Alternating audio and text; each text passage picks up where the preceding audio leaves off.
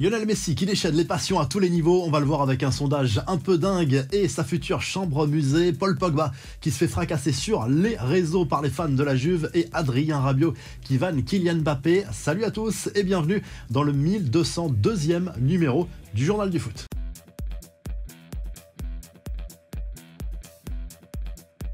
Christophe Galtier éteint l'incendie. D'après l'entraîneur du PSG, la finale France-Argentine n'aura aucune conséquence sur la relation entre Lionel Messi et Kylian Mbappé. Pour le coach parisien, les provocations de certains joueurs argentins, on pense notamment au gardien Emiliano Martinez, n'ont rien à voir avec Lionel Messi qui s'est détaché de tout cela. Kylian Mbappé ne ferait d'ailleurs aucun amalgame là-dessus, toujours selon l'entraîneur du PSG qui a également parlé de Neymar. Et d'après lui, le mondial au Qatar et cette élimination en quart de finale face à la Croatie est désormais digérée pour Neymar qui a de nouvelles ambitions avec le PSG et qui veut aller chercher la Ligue des Champions avec le club parisien en fin de saison. Sa blessure à la cheville est également digérée, toujours selon Christophe Galtier. D'ailleurs, la Ligue 1 reprend ce mercredi soir avec une affiche entre le Paris Saint-Germain et Strasbourg, notamment au Parc des Princes. Lyon joue du côté de Brest. Marseille jouera jeudi soir face à Toulouse au stade Vélodrome, dans un stade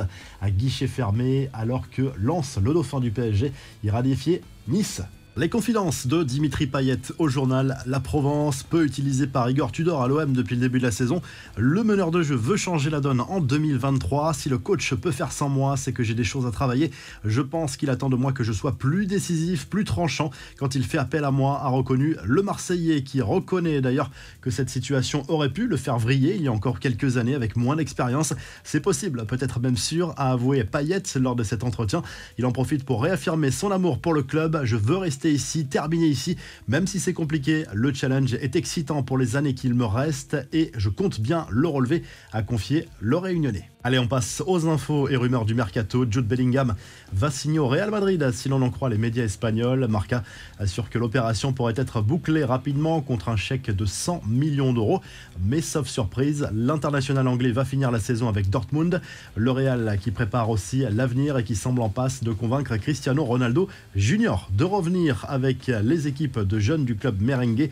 Après une aventure à Manchester United où il avait bien sûr suivi son père, CR7 Junior pourrait évoluer avec les U14 du Real.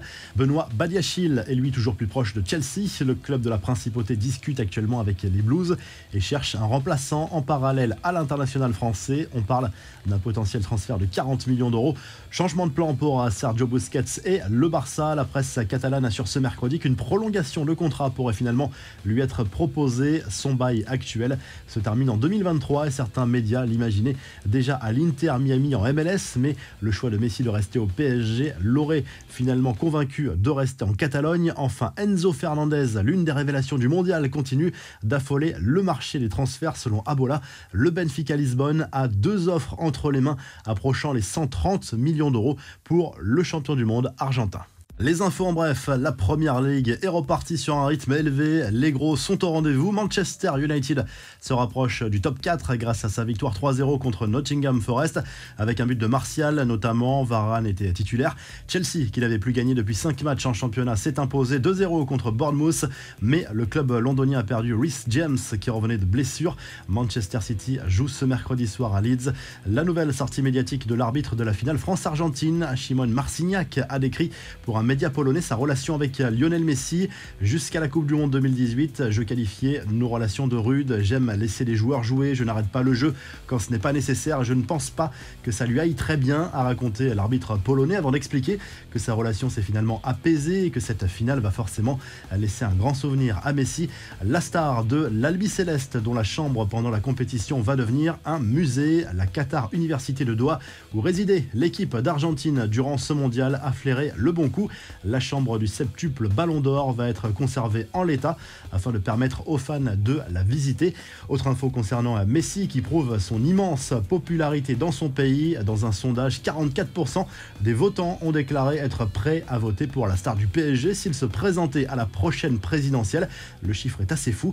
Paul Pogba, lui, s'est fait recadrer par les fans de la Juve en cause d'une publication du joueur sur les réseaux sociaux où l'on aperçoit l'international français en vacances à la montagne. De nombreux supporters supporters de la vieille dame n'ont pas hésité à s'en prendre au milieu de terrain qui n'a pas encore joué, on le rappelle, en match officiel cette saison avec la Juve. Certains lui reprochent de voler son salaire XXL, d'autres craignent une nouvelle blessure.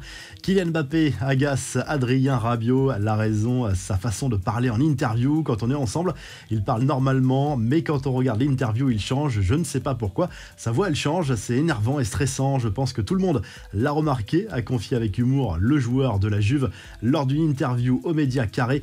Enfin, la réponse de la compagne de Keylor Navas à ceux qui ont critiqué le gardien parisien suite à la publication d'une photo où l'on voyait ce dernier à l'entraînement avec un visage assez rond, laissant penser à un sérieux laisser-aller pendant les fêtes. Visiblement, il est tout de même très affûté, comme le montre le cliché publié par sa femme. La revue de presse, le journal L'Équipe consacre sa une à la reprise de la Ligue 1 et notamment à ce match entre le PSG et Strasbourg au Parc des Princes. Lors de cette 16e journée, Christophe Galtier peut compter sur ses deux stars, Kylian Mbappé et Neymar, en attendant le retour d'Argentine de Lionel Messi. Du côté de l'Espagne, le journal AS propose une de Karim Benzema, visiblement au top avant la reprise de la Liga avec le Real Madrid. Le quotidien espagnol en profite pour envoyer une pique au staff de l'équipe de France au sujet de la gestion du cas Benzema après cette blessure juste avant le coup d'envoi de cette Coupe du Monde au Qatar. Et du côté de l'Italie, le Corriere dello Sport se penche sur la reprise de la Serie A. Ce sera seulement la semaine prochaine. Parce qu'il n'y a pas de Boxing Day en Italie, on reprendra mercredi prochain avec la 16e journée et notamment un choc entre l'Inter et le leader, le Napoli, le quotidien italien qui revient également sur la probable prolongation d'Olivier Giroud avec l'AC Milan. Si le journal du foot vous a plu, n'hésitez pas à liker, à vous abonner pour nous retrouver très vite pour un nouveau journal du foot.